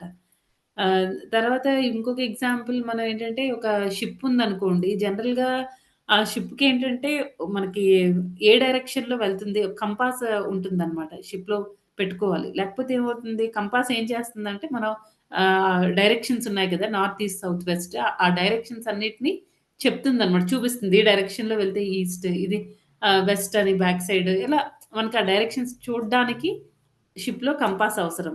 తర్వాత ఇంకొక పర్సన్ ఎవరు అవసరం అండి? కెప్టెన్ అవసరం అన్నమాట షిప్‌లో. ఎందుకు ఈ కంపాస్ లేదనుకోండి షిప్ ఏ డైరెక్షన్‌లో వెళ్తుందో తెలీదు. కెప్టెన్ లేకపోతే షిప్‌ని ఆ కంపాస్ చెక్ చేసి ఆయన రైట్ డైరెక్షన్‌లో తీసుకొనెళ్తూ ఉంటారన్నమాట. అంటే నెక్స్ట్ ఏదైనా ప్రమాదం ఉందా? అవన్నీ ముందే చెక్ చేసుకోవడానికి ఆ కెప్టెన్ యొక్క ఎక్స్‌పీరియన్స్ అనేది అవసరం అవుతుందన్నమాట. అలాగే మనం ఫుట్‌బాల్ ఆడుతున్నారనుకోండి, ఫుట్‌బాల్ ప్లేయర్స్ ఉన్నారనుకోండి, వాళ్ళేం చేస్తారు గోల్ పోస్ట్ పెట్టుకుంటారనమాట. దూరంలో ఒక గోల్ పోస్ట్ ఉంటుంది. బాల్ అనేది అంతవరకు వెళ్తేనే పాయింట్ వస్తుందనమాట. గోల్ పోస్ట్ వరకు వెళ్ళాలి. ఒకవేళ అంతవరకు వెళ్ళలేదనుకోండి ఆ బాలు పాయింట్ రాదు. ఎవరైతే ఫాస్ట్‌గా దాన్ని అక్కడికి తీసుకొనెళ్తారో వాళ్ళకి పాయింట్ వస్తుంది. తర్వాత ఇంకా ఏంటంటే కోచ్ అనేది important. Coach important, goal post important. ఒకవేళ మనకి గోల్ పోస్ట్ లేదనుకుందాం. ఫుట్‌బాల్ ఆటలో. అప్పుడేమవుతుంది ఇది 2 పార్టీలు కూడా బాల్ తంతూ తీసుకొనెళ్తూ ఉంటారు. ఎక్కడికి తీసుకొనెళ్ళాలి తెలీదు. తిరుగుతూనే ఉంటారనమాట. భక్తిలో కూడా ఏంటంటే మనకి ఒక కోచ్ అవసరము. తర్వాత గోల్ పోస్ట్ 2 అవసరం అనమాట భక్తిలో. ఎలా అంటే ఇప్పుడు మనకి ఆ కోచ్ ఎవరు అంటే గురువు అన్నమాట. ఆధ్యాత్మిక గురువు. ఆధ్యాత్మిక గురువు మనల్ని నడిపిస్తూ ఉంటారు. అమ్మ నువ్వు ఇవన్నీ చెయ్యి. నువ్వు ఇవన్నీ చేస్తే నువ్వు అప్పుడు ఆ గోల్‌ని అచీవ్ చేస్తావు. గోల్ పోస్ట్ దగ్గరికి వెళ్తావు. మన గోల్ పోస్ట్ ఏంటంటే కృష్ణ అన్నమాట. మనకి భక్తి, టాప్ మోస్ట్ భక్తి చేయడం అన్నమాట. మనకి వీళ్ళిద్దరూ కలిసి శాస్త్రాలు ఇవన్నీ కూడా ఆహ్, మన గోల్ పోస్ట్ కృష్ణుడైతే, మన ఆధ్యాత్మిక గురువు అనేవాళ్ళు కెప్టెన్ అన్నమాట. కోచ్. వీళ్ళేం చేస్తారంటే శాస్త్రాలన్నిటిని ఉపయోగించి అందులో ఉన్న ఇన్‌స్ట్రక్షన్స్ అన్నిటిని మనకు చెప్తారు.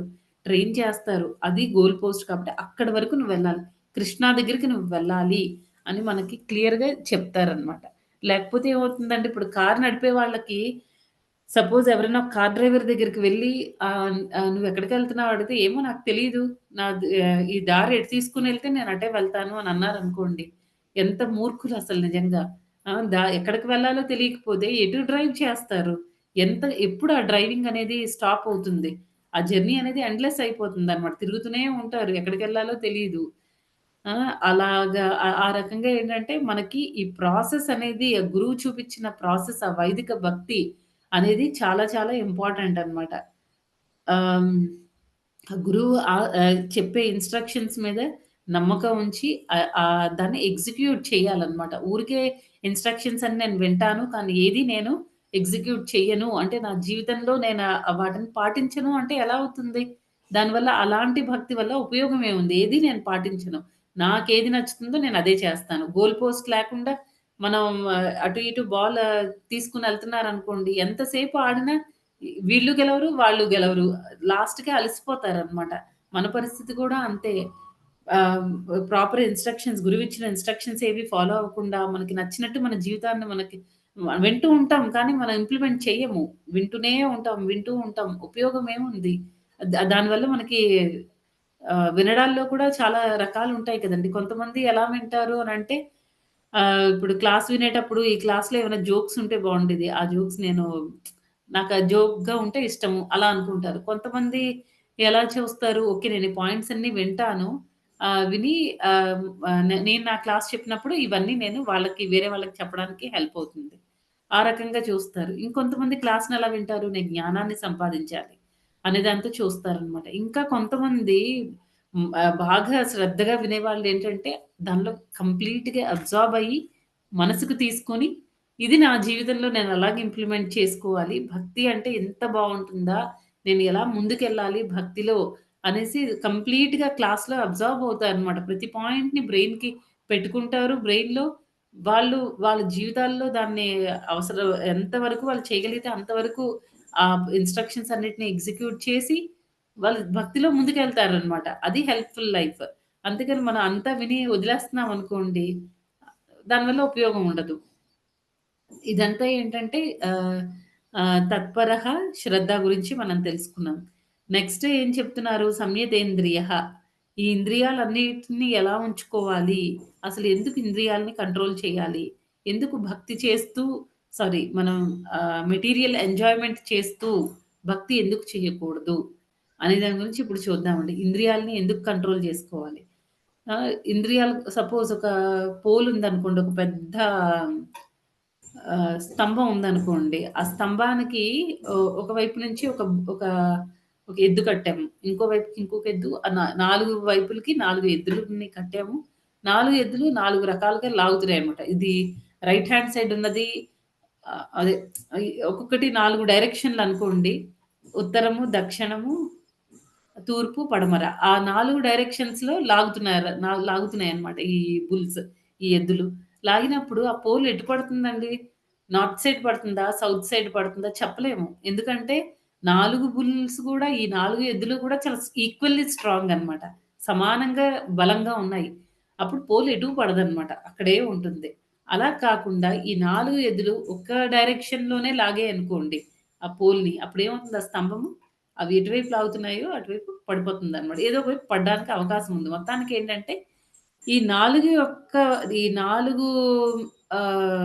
బుల్స్ యొక్క శక్తి అంటే, ఈ ఎడ్ల యొక్క శక్తి అనేది కలిసింది. అన్నీ కాన్సంట్రేటెడ్‌గా ఒకవైపే పెట్టాయన్నమాట ఎఫర్ట్‌ని. అందుకే ఆ పోల్ పడిపోయింది. మనం ఇంకొక ఎగ్జాంపుల్ కూడా చూద్దామండి. ఇంకొక ఎగ్జాంపుల్ ఏంటంటే, ఇప్పుడు ఒక్కొక్కసారి మనం చిన్నప్పుడు సైన్స్ ఎక్స్‌పెరిమెంట్‌లో మనం కొంతమంది చేసుంటారు. కొంతమంది వినుంటారు. మన ఇప్పుడు ఒక పేపర్‌ని సన్‌లైట్‌లో పెట్టామనుకోండి, సన్‌లైట్ కింద ఎండలో పెట్టామనుకోండి, ఏమవుతుంది? ఎండకి ఆ పేపర్ వేడెక్కుతుందనమాట. అలా కాకుండా మనం ఒక మాగ్నిఫైయింగ్ గ్లాస్ తీసుకొని, దాన్ని ఆ సన్ రేస్ అన్నిటిని కాన్సంట్రేట్ చేయించామనుకోండి ఒక పేపర్ మీద, ఏమవుతుంది? ఆ పేపర్ కాలిపోతుందనమాట. ఎందుకు? ఏంటి తేడా అంటే ఫస్ట్ టైమ్ ఓన్లీ పేపర్‌ని అంటే మాగ్నిఫైయింగ్ గ్లాస్ లేకుండా ఓన్లీ మనం పేపర్‌ని సన్‌లో పెట్టామనుకోండి. పేపర్‌ని మాత్రమే మనం ఎండలో పెడితే ఏమవుతుంది? ఆ సన్ రేస్ అనేది కొన్ని రేస్ ఇటు నుంచి వస్తాయి. కొన్ని ఇటు నుంచి, కొన్ని ఇటు నుంచి అలా అన్ని డైరెక్షన్స్ నుంచి రేస్ వస్తున్నాయి. రేస్ వచ్చి దాని మీద పడుతున్నాయి. ఇంటెన్సిటీ తక్కువుంటుందనమాట. ఆ లైట్ ఆ వేడి తీవ్రత అనేది తక్కువుంటుంది. అలా కాకుండా మనం ఎప్పుడైతే ఈ మాగ్నిఫైయింగ్ గ్లాస్ యూజ్ చేసామో, మొత్తం ఈ అన్ని డైరెక్షన్స్‌లోంచి వచ్చే ఆ సన్ రేస్‌ని ఒక దగ్గర కాన్సంట్రేట్ చేయించి, దాన్ని మన పేపర్ మీద ఫోకస్ చేయిస్తున్నాం. అప్పుడేమవుతుంది, ఒకే దగ్గర ఎక్కువ వేడి అనేది ఉండడం వల్ల ఆహ్, పేపర్ అనేది కాలిపోతుందనమాట. అలాగే ఏంటంటే మనం ఆహ్, ఇప్పుడు ఇందాక మనం అనుకున్నాం కదా! ఎందుకు ఎంజాయ్ చేస్తూ భక్తి చేయకూడదు? ఇప్పుడు ఎంజాయ్ చేస్తూ భక్తి చేస్తున్నాం అనుకోండి, అప్పుడేమవుతుంది, మనకు ఆ సింగిల్ పాయింటెడ్ ఫోకస్ అనేది ఉండదు. కదా! మన ఫోకస్ అనేది ఎలా ఉంటుందంటే, కొన్నిసార్లు మనకి భౌతిక విషయాల పట్ల ఉంటుంది. కొన్నిసార్లు భక్తి పట్ల ఉంటుంది. అప్పుడు ఆ భక్తి పట్ల ఉన్న ఆ తీవ్రత అనేది తగ్గిపోతుంది. ఏ రకంగా అయితే మాగ్నిఫైయింగ్ గ్లాస్ యూజ్ చేయకుండా ఆ సన్ రైజ్ అన్ని వైపుల నుంచి వచ్చి పేపర్ మీద పడినప్పుడు, ఆ తీవ్రత అనేది ఎక్కువ లేకపోవడం వల్ల జస్ట్ అది వేడెక్కుతుందంతే. అదే రకంగా మనకి ఈ ఈ భౌతిక విషయాల పట్ల ఈ కోరికల్ని మనం వదలకపోతే, మన ఇంటెన్సిటీ ఆఫ్ భక్తి, మన భక్తి తీవ్రత కూడా తగ్గుతుంది. దానివల్ల మన ప్రోగ్రెస్ కూడా తగ్గుతుందనమాట. రిజల్ట్ ఫాస్ట్‌గా ఉండదు. అలా కాకుండా మనకి వేరే ఇంట్రెస్ట్ ఏమీ లేదు. భౌతిక విషయాల పట్ల ఎంజాయ్ చేయాలి. భౌతిక కోరికలు ఏమీ లేవు. ఓన్లీ ఒకే ఒక కోరిక భగవత్ సేవ. అదొక్కటే మనం పెట్టుకున్నాం అనుకోండి, అప్పుడు మాగ్నిఫైయింగ్ గ్లాస్ లాంటిదనమాట. అప్పుడేమవుతుంది, మొత్తం ఫోకస్ మనకు భక్తి మీద మాత్రమే ఉంటుంది కాబట్టి, మనం భక్తిని చాలా తీవ్రతతో చేయగలుగుతాం. అప్పుడు రిజల్ట్ ఏమవుతుందండి, చాలా ఫాస్ట్‌గా వస్తుందనమాట రిజల్ట్ కూడా. మనకు కావాల్సింది అదే కదండీ! రిజల్ట్ ఫాస్ట్‌గా రావాలి. ఎంత వీలైతే అంత తొందరగా మనం ఈ భౌతిక బంధనాలన్నిటి నుంచి మనం విముక్తులమై భగవంతుడి దగ్గరికి వెళ్ళిపోవాలనమాట. ఎంత తీవ్రంగా ఉంటే అంత మంచిది. అంటే ఇక్కడ ఏం చేస్తున్నామండి, మనకి సింగిల్ పాయింటెడ్ ఫోకస్ ఉండాలి అనంటే, మనకున్న శక్తి సామర్థ్యాలన్నిటిని కూడా భగవంతుడి మీద మాత్రమే మనం ఉపయోగిస్తున్నామనమాట. దానివల్ల ఏమవుతుందంటే, ఆ స్పిరిచ్యువల్ మనకు ఆ సక్సెస్ అనేది కంపల్సరీ గ్యారంటీగా వస్తుందనమాట. ఇప్పుడు అదే అదే రకంగా ఇంకొక ఎగ్జాంపుల్ కూడా చెప్తాను. ఇప్పుడు నుయ్యి తవ్వాలనుకోండి మనం. మన ఇంటి దగ్గర నుయ్యి తవ్వాలి. నుయ్యి తవ్వాలంటే నేను ఇక్కడొక గొయ్యి, అక్కడొక గొయ్యి, అక్కడొకటి అలా గొయ్యలు తవ్వుతున్నాననుకోండి. నీళ్లు పడతాయా? అలా కాకుండా మన ఆ బోర్‌వెల్ తవ్వేది ఉంటుంది కదండీ! ఆ మెషిన్ తీసుకొనొచ్చి, ఆ మెషిన్‌తో అలా మనం కంటిన్యూయస్‌గా ఒకే ప్లేస్‌లో లోతుగా డిగ్ చేసామనుకోండి, అప్పుడేమవుతుంది, వాటరొస్తాయన్నమాట. ఇక్కడ సేమ్ అది కూడా ఇక్కడ కూడా అంతే అన్నమాట. అక్కడ బావి అనేది మనకి కృష్ణుడన్నమాట. మనం కృష్ణుడిని పొందాలనుకుంటున్నాం. అక్కడ బావిని పొందాలనుకుంటున్నాం. ఇక్కడేమో మనం కృష్ణుడిని పొందాలనుకుంటున్నాం. అప్పుడు ఆ ఇంటెన్సిటీతో మనం తవ్వుతున్నాం చూడండి. ఆ ఇంటెన్సిటీ అనేది మన భక్తి యొక్క తీవ్రత అన్నమాట. అంత తీవ్రంగా మనం భక్తి చేసేటప్పుడు అదే తవ్వేటప్పుడు ఆ నుయ్యిని తవ్వుతున్నామనుకోండి, నుయ్యి కోసం మనం తవ్వుతున్నామనుకోండి, ఏమొస్తాయంటే దాని నుంచి వాటరొస్తాయన్నమాట. ఆ వాటర్ ఈక్వల్ టు మన స్పిరిచ్యువల్ సక్సెస్. ఆధ్యాత్మికంగా మనం సాధించిన ఆ విజయం అన్నమాట అది. అలా ఏంటంటే భగవంతుడిని మనం పొందగలుగుతాం ఫైనల్‌గా. బా బావి అనేది తయారవుతుంది. వాటరొచ్చిన తర్వాత ఏమవుతుంది? బావవుతుందన్నమాట. అలా ఎప్పుడైతే స్పిరిచ్యువల్ సక్సెస్ రావడం, ఆధ్యాత్మికంగా మనం విజయం సాధించడం అంటే ఏంటంటే, భగవంతుడిని పొందడం అన్నమాట. ఎప్పుడైతే భగవంతుడిని పొందుతామో, భగవంతుడిని మన అంటే మనకి భగవంతుడిని పొందడం అంటే ఏంటండి, ప్రతీ విషయంలో కూడా, ప్రతి దానిలో గూడా మనం భగవంతుడి యొక్క హస్తాన్ని చూడగలుగుతాం అన్నమాట. ఇది భగవంతుడి దయ. భగవంతుడు మనకు పెట్టిన భిక్ష ఈ జీవితము అని మనకి ఒక కృతజ్ఞత భావం వస్తుందన్నమాట. ఎప్పుడైతే మనం అంత కృతజ్ఞతతో ఉంటామో, అప్పుడేమవుతుందంటే మనకి లైఫ్‌లో ఆహ్, ఏ సిట్యుయేషన్‌నైనా హ్యాండిల్ చేసుకోగలుగుతాము. తర్వాత ఎప్పుడైనా సరే మనకి ఒక నమ్మకంతో మన లైఫ్‌ని లీడ్ చేస్తూ ఉంటాం. కష్టం వచ్చినప్పుడు కూడా ఓకే. వచ్చింది అయితే ఏంటి? నెక్స్ట్ కృష్ణ నన్ను నెక్స్ట్ లెవెల్ ఆఫ్ భక్తిలోకి తీసుకొనెళ్తున్నాడు. అందుకే కష్టాలన్నిటిని పెడుతున్నాడనమాట. అంటే మనం ఒక అంటే 10థ్ ఎగ్జామ్ రాసిన తర్వాత మళ్ళీ 12థ్ నెక్స్ట్ ఏదో ఒక ఫీల్డ్ ఎంచుకొని ఆ రూట్‌లో వెళ్ళేటప్పుడు ఏమవుతుందండి ప్రతి లెవెల్‌లో కూడా ఒక లెవెల్ నుంచి ఫస్ట్ నుంచి సెకండ్ క్లాస్‌కొచ్చినప్పుడు, సెకండ్ నుంచి థర్డ్ క్లాస్‌కొచ్చినప్పుడు ప్రతిసారి ఫైనల్ ఎగ్జామ్స్ రాస్తున్నాం కదండీ! ఆ ఎగ్జామ్ పాస్ అయితేనే మనం నెక్స్ట్ లెవెల్‌కి వెళ్తామనమాట. అదే రకంగా ఏంటంటే మనం కూడా భక్తిలో భగవంతుడిచ్చే ఆ టెస్ట్‌లని మనం పాస్ అవుతూ ఉంటే భగవంతుడు దగ్గరికి వెళ్తూ ఉంటాం అనమాట. అయితే ఇదంతా మనం ఎందుకు చెప్పుకుంటున్నామంటే ఎందుకు మనం మన సెన్సెస్‌ని ఎందుకు కంట్రోల్ చేసుకోవాలి? సె సెన్సెస్‌ని కంట్రోల్ చేసుకోకపోతే ఏమవుతుందండి మెటీరియలిస్టిక్‌వి చేస్తూ అంటే భౌతికంగా ఉండేవి చేస్తూ భక్తి ఎందుకు చేయకూడదు? అది కదండీ మన పాయింట్. దానికోసమే మనం ఈ మాగ్నిఫైయింగ్ గ్లాస్ ఎగ్జాంపుల్ చెప్పుకున్నాము.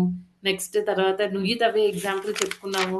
నెక్స్ట్ ఇంకా ఏంటంటే మనకి మన ఇంద్రియాలన్నిటిని కూడా మనం సింగిల్ ఫోకస్డ్‌గా ఉంచాలి. రకరకాల యాక్టివిటీస్ మీద పెడితే మనకి ఫోకస్ అనేది ఉండదనమాట. ఫోకస్ తప్పిపోతూ ఉంటుంది. అందుకే ఇవన్నీ జరగాలి అంటే ఇవన్నీ చేస్తున్నామనుకోండి, సింగిల్ ఫోకస్డ్‌గా మనం భక్తి చేస్తూ ఉంటే మన ఇంద్రియాలన్నీ కూడా ఇందాక మనం చెప్పుకున్నట్టు ఓన్లీ భక్తి మాత్రమే చేస్తూ మన మార్నింగ్ 4:00కి మంగళారతి, తర్వాత చాంటింగ్ ఇవన్నీ చేస్తున్నాం అనుకోండి, మన ఇంద్రియాలన్నీ ప్రాపర్‌గా ఎంగేజ్ అయ్యి ఉంటాయి. ఇంకా అవెక్కడికి వెళ్ళిపోతాయన్నమాట. ఇంకేం ఆలోచించడానికి కూడా వాటికి టైం లేకుండా చేసేయాలి. అలా మన ఇంద్రియాల్ని మనం కంట్రోల్‌లో పెట్టుకోవాలన్నమాట. ఇంద్రియాల్ని కంట్రోల్‌లో పెట్టడం వల్ల ఏమవుతుందంటే, మనకి సింగిల్ ఫోకస్ అనేది వస్తుంది. ఆ సింగిల్ ఫోకస్ అనేది వచ్చినప్పుడు భగవంతుడిని అచీవ్ చేయడం, భగవంతుడిని పొందడం అనేది మనకి చాలా ఈజీ అవుతుంది అని చెప్తున్నారు. నెక్స్ట్ ఇంకా నెక్స్ట్ ఇంకా శ్లోకంలో ఏం చెప్తున్నారంటే శ్రద్ధావాన్ శ్రద్ధవంతులు లభతే జ్ఞానం. లభతే జ్ఞానం అంటే ఏంటండి? లభతే అంటే పొందడం అన్నమాట. జ్ఞానాన్ని పొందుతారు. ఇంకా తత్పరః చాలా మిక్కిలి ఆసక్తి కలిగి ఉండడము. నెక్స్ట్ సంయతేంద్రియ ఇంద్రియాల్ని కంట్రోల్ చేసుకోవడం. శ్రద్ధతో ఉండాలి. తర్వాత ఇంద్రియాల్ని కంట్రోల్ చేసుకొని ఉండాలి. తర్వాత మనం కంప్లీట్ ఆసక్తితో ఉండాలన్నమాట. భగవంతుడి పట్ల. అలా చేస్తే జ్ఞానం లబ్ధ్వా జ్ఞానాన్ని పొందుతాము అని చెప్తున్నారు. నెక్స్ట్ ఇంకా పరాం శాంతిం చాలా శాంతి కూడా కాదు. పరమ శాంతిని పొందుతాం. సుప్రీం బ్లిస్ అన్నమాట. సుప్రీం హ్యాపీనెస్ అంటే టాప్ మోస్ట్ హ్యాపీనెస్ మనకెప్పుడొస్తుందండి? మనకి ఒక్కొక్కసారి భక్తి చేసినప్పుడు మనం కొన్ని సేవలు చేసిన కంప్లీట్ అయిన తర్వాత మనకు చాలా మనసుకి చాలా ప్రశాంతంగా ఉంటుంది. చాలా సంతోషంగా ఉంటుందండి. అంటే దాని అర్థం ఏంటి? మనం చేసిన సేవ భగవంతుడిని సంతృప్తి పరిచింది అని అర్థం అన్నమాట. భగవంతుడు ఎప్పుడైతే హ్యాపీగా ఉంటాడో, మనకు ఆటోమేటిక్‌గా ఆ హ్యాపీనెస్ మనకు కూడా వస్తుందన్నమాట. ఆ రకంగా పరమ శాంతిని మనం పొందుతాము. అచిరేణాది ఆహ్, ఇక్కడ సి మామూలుగా కాదు. అచిరేణ అంటే ఏం చెప్తున్నారు? శీఘ్రముగా చాలా ఫాస్ట్‌గా మనకి అది దొరుకుతుంది అని అంటున్నారు. అంటే ఇక్కడ ఇప్పుడు మనం చదువుకునేటప్పుడు నేర్చుకున్నాం కదండీ! Directly proportionate. మనం భక్తి అనేది ఎంత తీవ్రంగా చేస్తే మనకు ఆ రిజల్ట్ అంటే భగవంతుడిని సంతృప్తి పరచడం, భగవంతుడిని పొందడం అనేది కూడా అంతే ఫాస్ట్‌గా జరుగుతుందనమాట. ఇది ఇన్వర్స్‌లీ ప్రపోర్షనేట్ కాదు. డైరెక్ట్‌లీ ప్రపోర్షనేట్ అనమాట. ఇది ఎంత ఫాస్ట్‌గా జరిగితే ఇది అంతే ఫాస్ట్‌గా జరుగుతుంది. ఇది ఎంత ఇంటెన్సిఫైడ్‌గా మనం నుయ్యి తవ్వేటప్పుడు ఎంత లోతుగా ఒకే దగ్గర మనం తవ్వుతూ ఉన్నామనుకోండి ఎంత ఫాస్ట్‌గా వాటర్ అయితే వస్తాయో, అదే రకంగా ఏంటంటే భక్తి కూడా మనం ఎంత తీవ్రంగా, ఎంత శ్రద్ధతో మన ఇంద్రియాల్ని కంట్రోల్ చేసుకొని, శాస్త్రాల పట్ల, గురువు పట్ల నిష్టతో ఉండి, వైదిక భక్తి కంటిన్యూయస్‌గా చేస్తూ ఉంటే, అప్పుడేమవుతుంది, మన భక్తి యొక్క లెవెల్ కూడా అలాగే పెరుగుతూ ఉంటుందనమాట. భగవంతుడు మధ్య మధ్యలో మనకి కొన్ని కొన్ని టెస్ట్‌లిస్తున్నా నెక్స్ట్ లెవెల్‌కి వెళ్తూ ఉంటామనమాట. అంతేగాని పడిపోము. అది మనం అర్థం జేసుకోవాలి. అలా అచిరేణాది గచ్చతి అధిగచ్చతి అంటే మళ్ళీ పొందడం. పరమ శాంతిని పొందుతాము, జ్ఞానాన్ని కూడా పొందుతాము అని చెప్తున్నారనమాట. మొత్తానికి జ్ఞానాన్ని పొందాలి అంటే మనకి ఈ 3 అవసరం. ఇంద్రియాల్ని కంట్రోల్ చేసుకోవడం, చాలా ఆసక్తిగా ఉండడము, శ్రద్ధతో ఉండడం అనమాట. అదండి. ఎవరికైనా ఏమైనా ప్రశ్నలుంటే అడగండి మాతాజీస్ అండ్ ప్రభుజీస్. హరే కృష్ణ.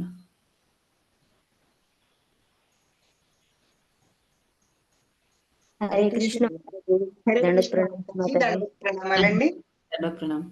మాతాజీ హరే కృష్ణ. మాతాజీ మీరు చెప్పినట్లుగా చైతన్య మహాప్రభువు చెప్పారు కదా, ఆశ్లిష్యవా పాదరతం.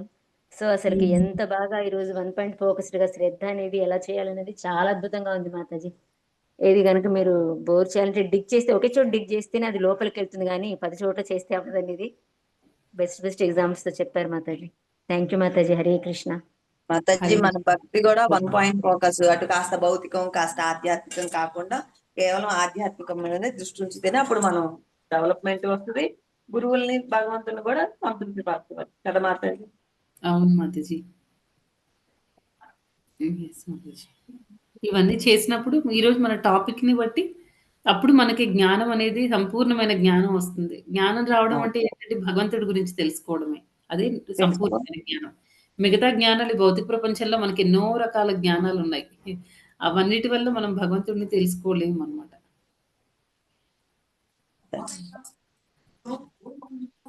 ధన్యవాదాలు మాతాజీ. హరే కృష్ణ. హరే కృష్ణ. హరే కృష్ణ మాతాజీ. అందరికీ ధన్యవాదాలు.